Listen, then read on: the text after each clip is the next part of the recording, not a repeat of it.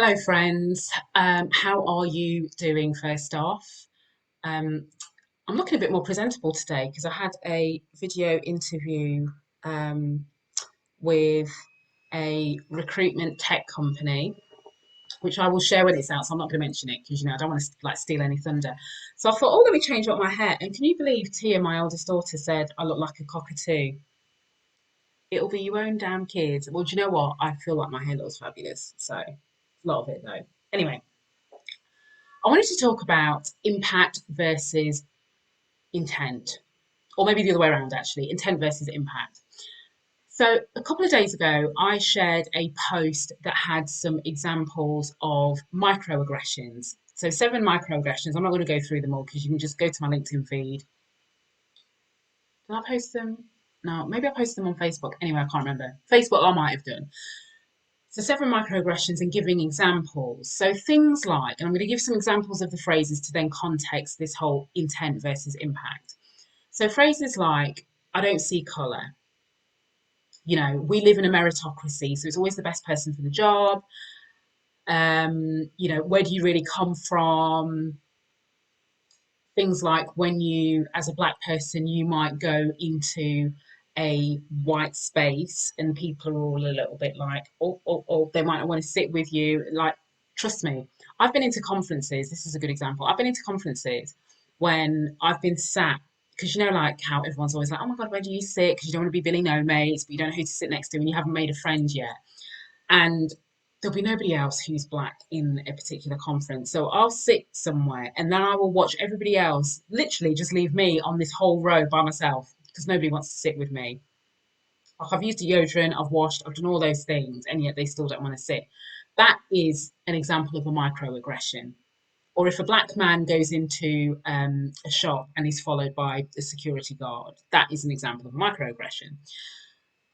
And when I've shared this, particularly this came about on Facebook because it's been reshared a few times, there have been a few people who have said, um, one, but I didn't realize it came off like that because that isn't what I meant.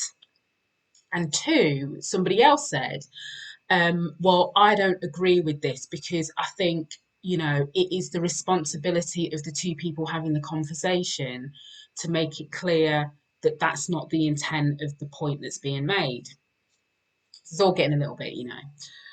So my thing around this is it often, particularly in HR, particularly in people perspective, when we're dealing with challenging behaviours or issues, we always talk about, you've got to look at the intent because the intent is like the equivalent of what's in somebody's heart. So the fact that they didn't mean it, etc., etc., and therefore that's given as a pass or a blind, as we say in London. Do you know what I mean? And the problem is with that is that you let people off the hook. Because when I've had people who have said not very nice things to me in the business world, like, back when I had a proper job in the corporate space, even though they were appalling, shocking things, people would often say to me, oh, yeah, but Shereen, he didn't mean it. She didn't mean it. She didn't mean it like that. Basically telling me I've got to get over it. And because they didn't mean it, if I raise it as an issue, then I'm the one that's the problem because, like, I'm blowing it all out of proportion. When it comes to race and understanding the impact of some of the phrases that we just use, they just trip off our tongue, right? Because we're not even questioning it. You have to look at it through a different lens. Just because you don't see it through that lens doesn't make it any less hurtful and doesn't make it any less true. Because in this, it's not even about perception is reality. This is the reality. So if I take this whole thing about the world is a meritocracy, the world of work is a meritocracy. Because listen, I remember this when when we were talking about from a increasing representation of women on boards point of view, right? And there were still lots of men that went, it's the best person for the job. If it just so happens to be a man, then it just so happens to be a man, and if this is the kind of the same thing. Now, when you apply this to the context of race, what that says is if you keep saying it's the best person for the job and you're not acknowledging that structural racism exists, which means the racism that's weaved into the fabric of how we do things and how we view the world, What you're actually saying is, if black people are not in positions of power, if black people are not in those elevated positions, it's because they're not good enough, because they're not bright enough, because they're not smart enough, because they don't have the right education. That's what you're saying. So the importance of really coming to this with an open mind, and I guess this is the almost the bigger piece, but I'm focused on the impact. If I'm honest, like the fact that you didn't realize that's how it came across. Now I don't care. And the reason why I don't care is because there's enough information out there for you to know that's still a problem.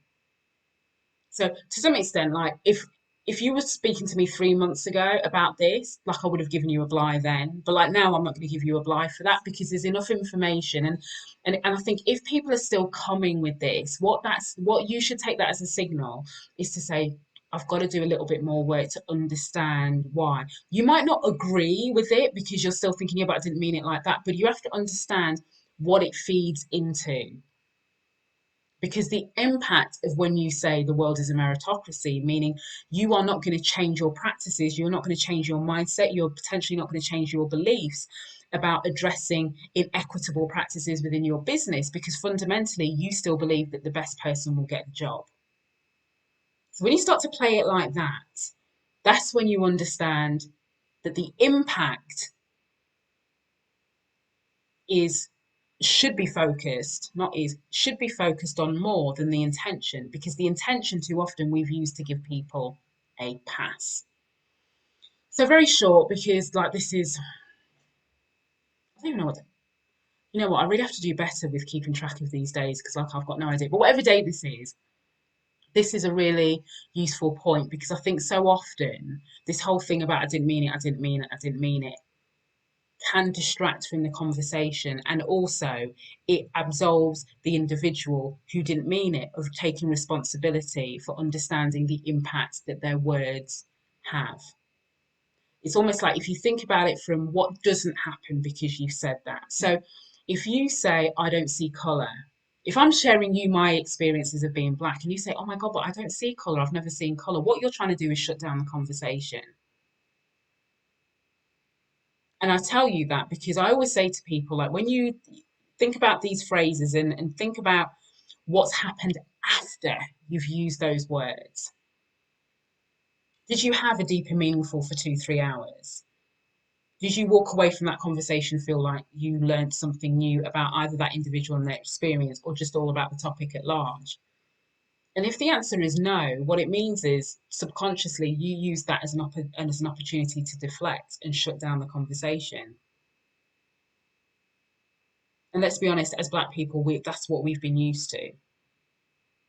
It's actually that's what gaslighting is, and gaslighting is trying to make us believe that it's all in our head, that we're imagining that we've been treated differently because of our race, that we're imagining that it's an issue about having more black people in the business, even though we're looking around and like we can't see anybody.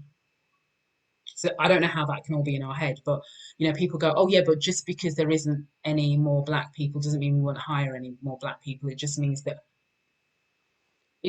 black people don't want to join their business, or you know what, I hate to say it, Shereen, but maybe they're just not good enough. Because I don't mind having another black person in the business, so you can get into all of that.